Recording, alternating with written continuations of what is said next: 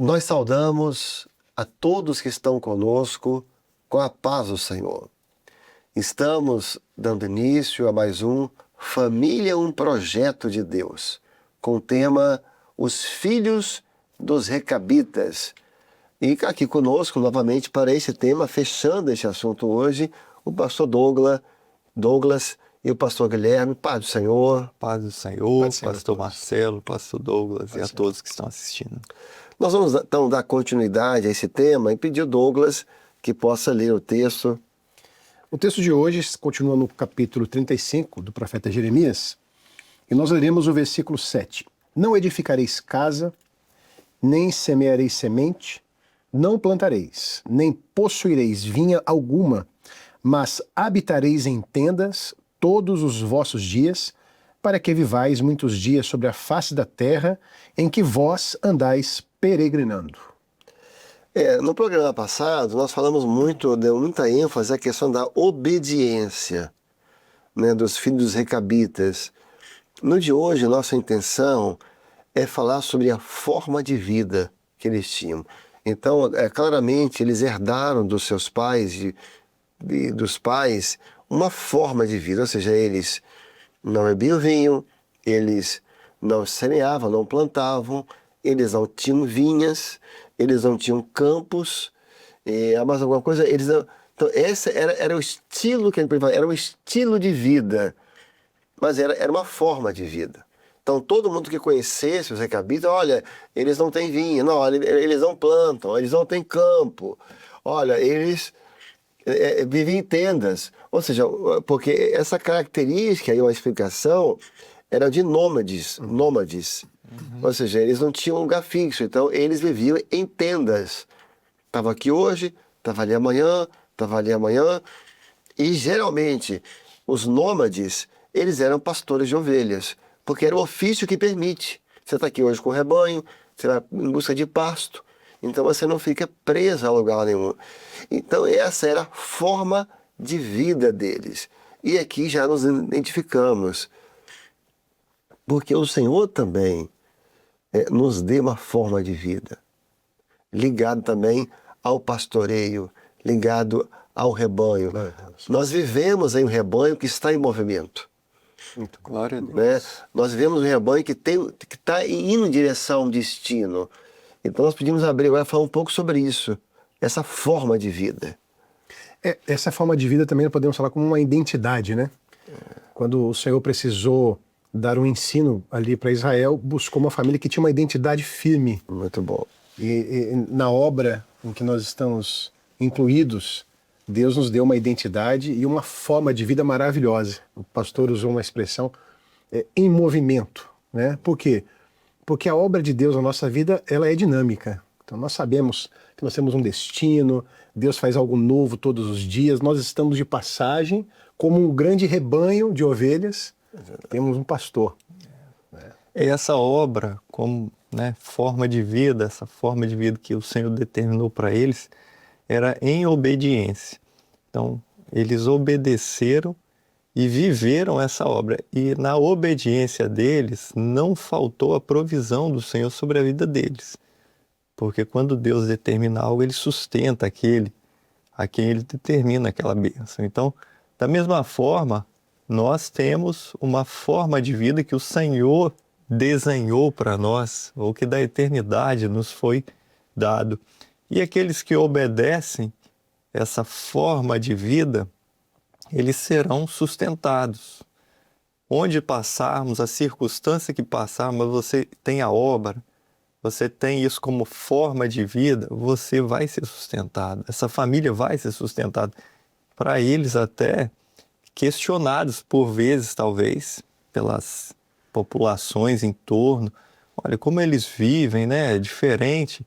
Mas nós vemos que os anos passaram e eles foram fiéis e Deus sustentou aquela obediência, né? E você vê que essas crianças, aqui já agora adultos, eles nasceram dentro dessa realidade. Porque há de se pensar, será que era pesado para eles? Não era, porque eles já nasceram dentro disso. Não era algo que foi simplesmente imposto. Isso começa lá em Jonadab, quer dizer, mais ou menos 200 anos antes. Então, um já foi passando para o outro, a criança já nascia ali, onde ele, todos os tios, porque o ser humano, ele é fruto do ambiente, ele é fruto do meio que ele vive. Então, é muito importante aqui, como é um programa de família, nós temos que passar para os nossos filhos essa forma de vida. Por que nós vivemos assim? Porque, obviamente, eles eram, de alguma forma, uma exceção em Israel. Sim. Porque a maioria bebia, a maioria plantava, muitos tinham vinhas, mas eles eram diferentes. E ser diferente traz questionamentos, traz embates, traz críticas. Então, ser diferente exige ter convicções firmes. Então, nós temos que trabalhar muito bem com nossas crianças do porquê que essa é a nossa identidade. O porquê é importante, é porque a palavra diz isso, porque o Senhor transformou aqui, porque o Senhor nos ensinou assim, porque existem esses limites, aí a criança entende, não, nós temos assim, nós temos um motivo. Porque se amanhã alguém questionar, por que você é diferente? É a expressão de Pedro, nós temos que estar prontos para responder o motivo da nossa esperança. Glória a Deus. Então a criança tem que ter muita convicção dessa identidade para amanhã ela... Porque agora eu vou dizer uma coisa importante, de nós darmos identidade ao nosso povo, à nossa família. Um povo sem identidade é um povo fraco. Porque é igual o vento, é igual a cana se corrompe, abalada pelo vento. Para onde o vento bater, ela vira. Um povo com identidade é igual o carvalho. Não se encurva, não se quebra com o vento. Então, isso é muito importante. Dentro desse ponto, pastor Marcelo, quando eles são testados, a resposta deles começa assim, ó, não beberemos vinho porque Jonadab, ou seja, eles vão lá na origem. Muito bom. Né? Então, assim, não foi porque minha mãe falou. Eles foram lá no patriarca. Ou seja, quando nós estamos falando aqui de famílias do Senhor, por que você não faz isso? Não, porque a palavra de Deus diz isso. Né? Você ensina a palavra, ensina a origem da orientação, ensina a origem do motivo de fazer aquela escolha. E isso traz muita segurança. Né? Muito. Você sabe que eu acho que é até interessante do falando, que é uma conversa, né? A gente tem que começar a mostrar a origem, lógico, como eu falei antes, a palavra, o Senhor mostrou, mas essa questão da família. A nossa família é uma família que o Senhor escolheu. O Senhor disse isso à nossa família. Nossa família, eu acho que esse é um ponto interessante, de ela ter consciência que aquela família foi escolhida, que teve um início, uma origem de tudo. Não sei se eu consigo ajudar. Sim, uma experiência de um avô, a experiência do seu pai. Exato. Então, assim, nós temos uma história. Você tem uma herança. Uma herança com o Senhor, né? Exato.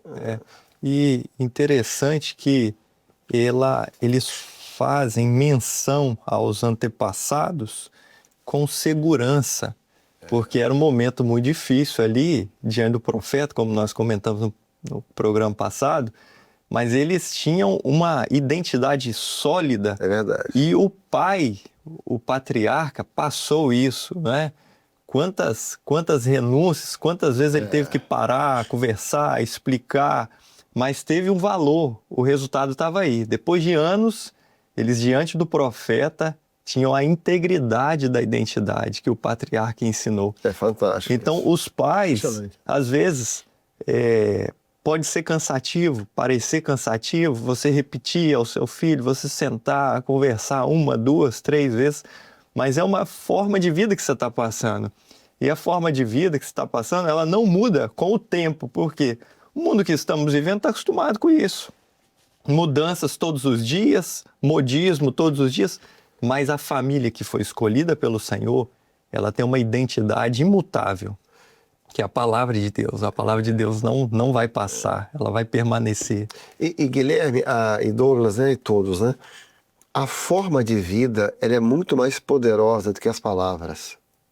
Exato. Você pode falar muita coisa, mas o que fica é a forma que você vive. É como as crianças veem o dia a dia dos pais. Se você tem uma forma de vida consagrada, se a obra é a sua forma de vida, então, talvez você nem precise falar nada. Porque isso grita. Isso é uma trombeta. Isso é o que fica. Porque é o que rege o dia a dia, é o que rege o comportamento, as conversas. é o que rege as escolhas, os lugares, os amigos, as pessoas que vão aqui na sua casa. Então, você pode falar muita coisa, mas se a sua forma de vida não é essa, aquilo tudo se perde, na verdade. Eles esquecem as suas palavras e vão copiar o que você faz. Então, então é aquilo que a gente sempre diz, né? A melhor forma, às vezes, de você mudar o seu filho é você mudar você mesmo. A melhor forma de você influenciar o seu filho é você ser influenciado pelo que é do Senhor. Porque eles são um reflexo de tudo que nós somos, né? Você pega, por exemplo, eles estavam aqui, qual que era o ambiente desse teste, né? Qual que era o ambiente? Eles estavam no templo. Mas eles não eram só obedientes no templo. Então, eles eram obedientes, ou seja, a identidade, a forma de vida era em todos os campos. Então, quando você transmite uma identidade, uma forma de vida para o seu filho, ele vai ser um servo obediente na igreja, ele vai ser na escola, na faculdade, no trabalho, quando ele constitui o lar dele. Então, isso influencia a vida de uma forma geral, né, em todas as áreas. E que o Senhor dê aos nossos filhos, e que o Senhor dê às crianças das nossas igrejas, de quando a forma de vida que eles têm, quando eles tiverem a obra como forma de vida, e quando eles forem testados, questionados, que eles tenham convicções que essa é a melhor forma de vida que existe. Amém. Que é viver na presença do Senhor. Amém. Um outro ponto que dessas características dele era não semear, não ter vinha. E aí eu diria uma palavra-chave, eles não podiam ter raiz. Eu acho que era isso que o Senhor queria dizer. Vocês não vão poder possuir vinho, não que vinho fosse uma coisa ruim, não é. Vocês não vão poder semear, então eles não podiam estar presos à terra. Por isso eram pastores de ovelhas, por isso viviam do rebanho que estava em movimento, que estava voltando sempre para casa. Ou seja, eles não podiam ter raiz.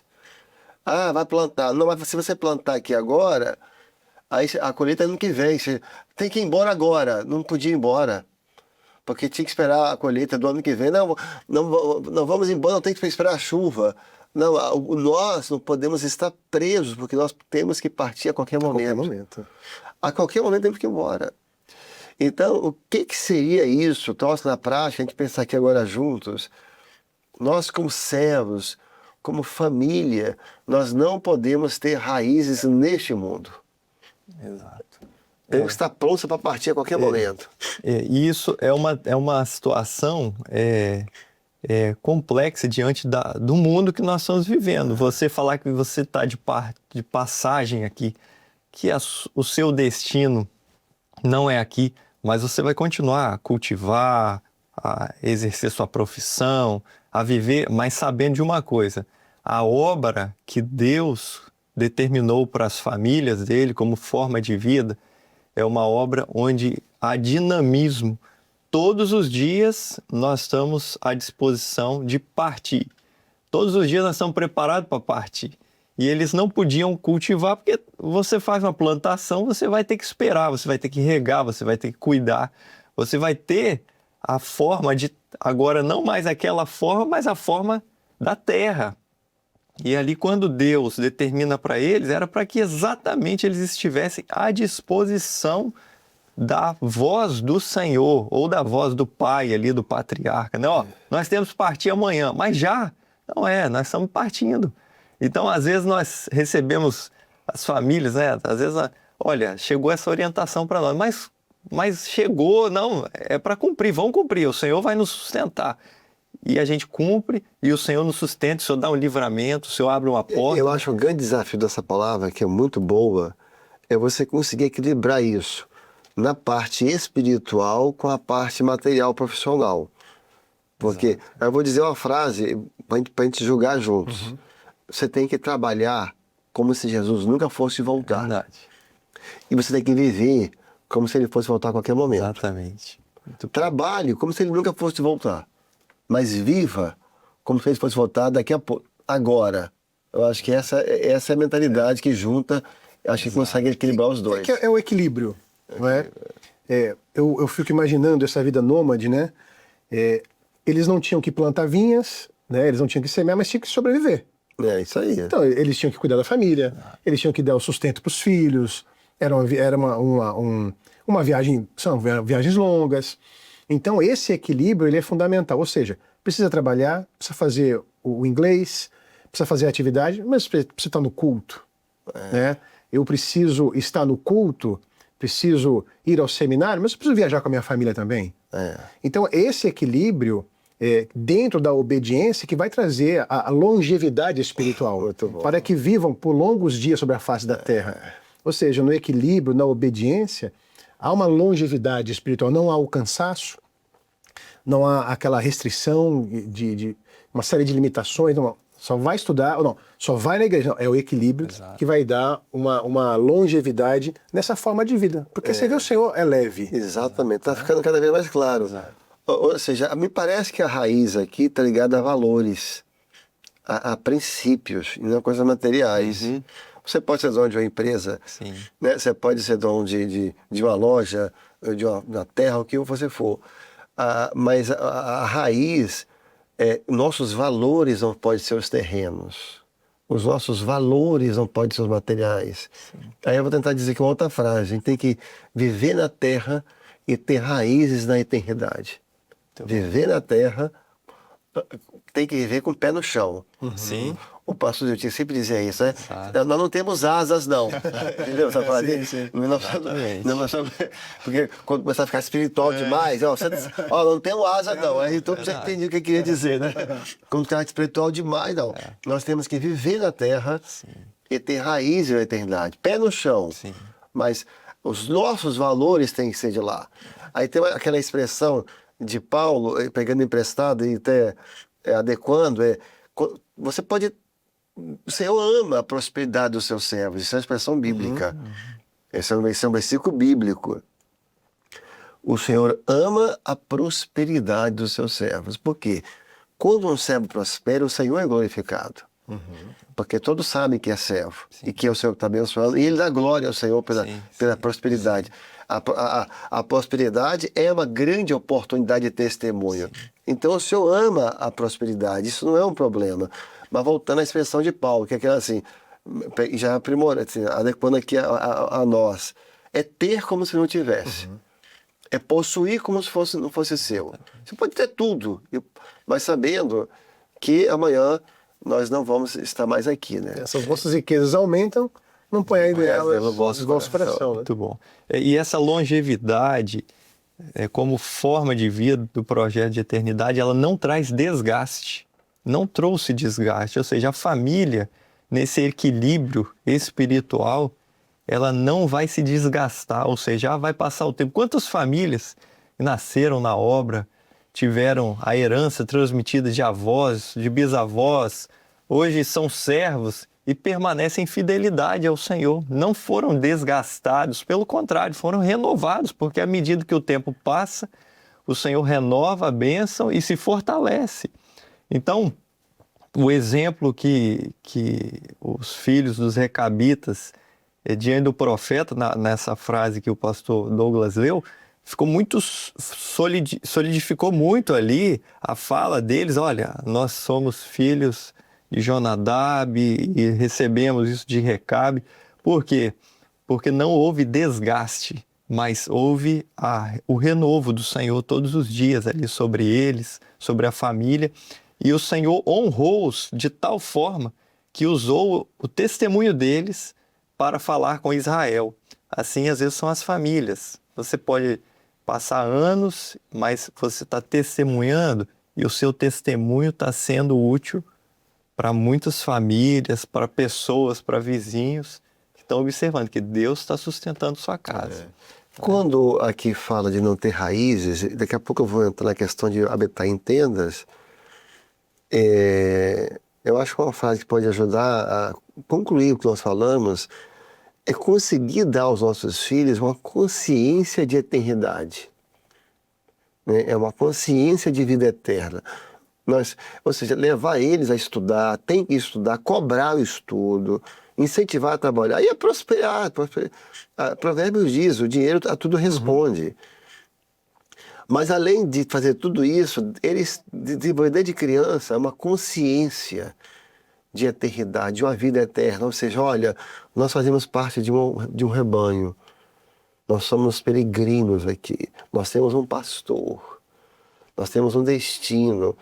Então, trabalhar isso com a criança é fazer com que ele não seja a maior pessoa avarenta, materialista. Ele não vai botar aquilo acima das pessoas, do ser humano. Ele vai ter como se não tivesse, possuir como não fosse seu, sabendo que um dia... Outro detalhe aqui para a gente poder concluir é que eles não podiam ter casa. Não é que eles não podiam, foi orientados, nasceram assim, né?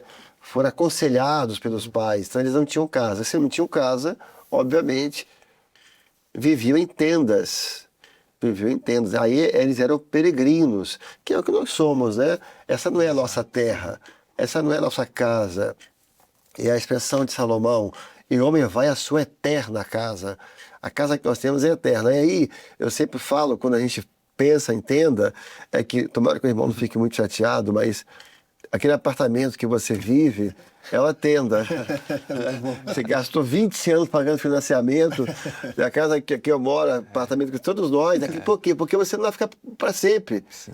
Porque um dia nós vamos partir dessa vida. Nós vamos partir deste mundo. A vida aqui é uma passagem. E aí você descobre que ser peregrino não é uma escolha, é um fato da vida. Então muitos que estão construindo vinhas e casas e plantando e criando raízes vão ser arrancados com raiz e tudo.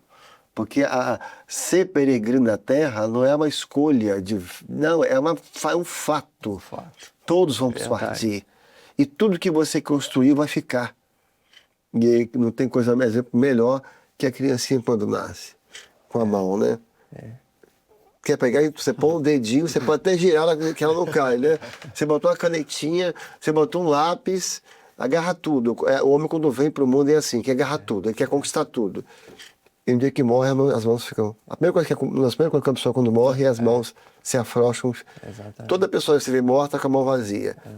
Vem querendo pegar tudo e não leva nada. Parte com as mãos vazias. Mas se tiver o Senhor, não. Porque bem-aventurados que morrem no Senhor, porque as suas obras o seguirão. Glória a Deus. Todas as obras que você fez no Senhor vão te seguir para o galardão da eternidade. Então, falar agora de tendas é isso. Tenda é essa vida passageira que nós estamos aqui, né? E quando você tem a consciência da salvação, da vida eterna, tudo fica mais leve na vida do homem.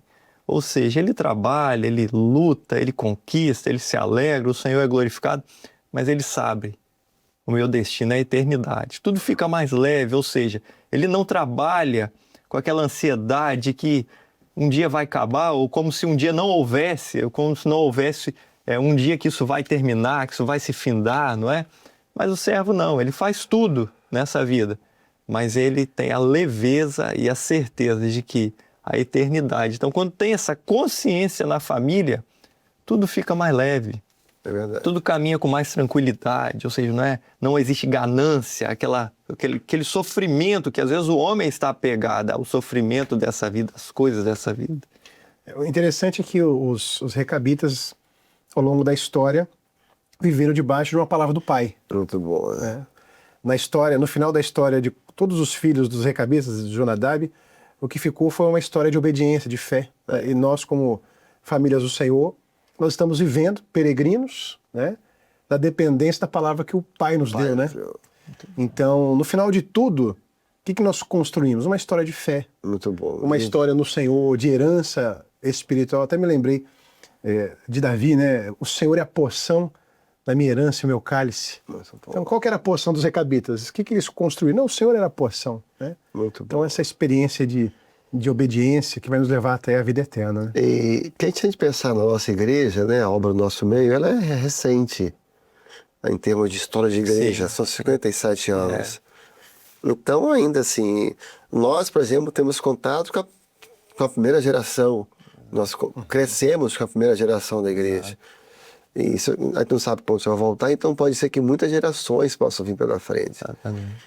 E, então, assim, muitas gerações da obra vão se desenvolver, ao ponto de ter bisavô, triavô, e que foi pastor, que foi ovelha. Então, que o Senhor possa nos dar essa bênção de Glória a Jonadab, que Deus. daqui muitas gerações eles possam estar aí, não, né, contando as histórias Glória a Jesus. dos seus patriarcas, e que a gente possa estar nessas histórias. Amém. Né? E pensando aqui no lado prático, para encerrar das crianças, porque a gente está falando muita coisa, às vezes a mãe fica assim, né? E o pai na prática. Mas como é que eu vou ensinar isso para o meu filho pequenininho, para o meu intermediário, para o adolescente, ter essa consciência de eternidade, esse entendimento que nós somos peregrinos? É porque em algum momento a criança ela vai ter contato com a morte.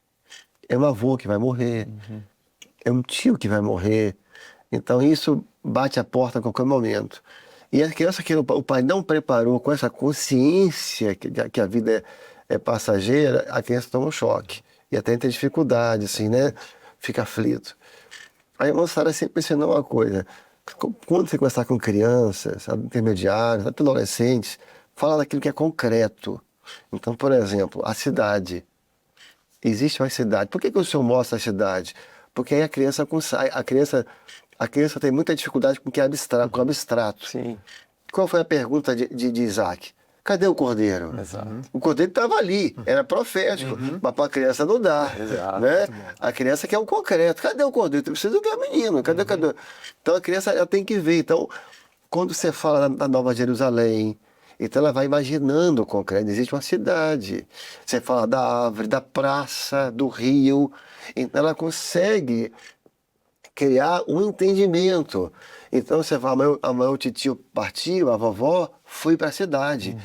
Faz bem para ela. Ah, aquela cidade boa. Então isso vai dando a eles um entendimento. Você conta a cerimônia de galardão, olha, lá no céu tem uma cerimônia de galardão, a entrega da a coroa de glória, a coroa de justiça, a coroa da vida. Então ela vai imaginando o ano do coroamento. Então tudo isso ajuda a criança Muito bom. a ter essa consciência. Nosso tempo, né, está chegando. Então nós podemos encerrar. Amém. A gente já podia orar pedindo isso aqui no Glória a Senhor, Jesus.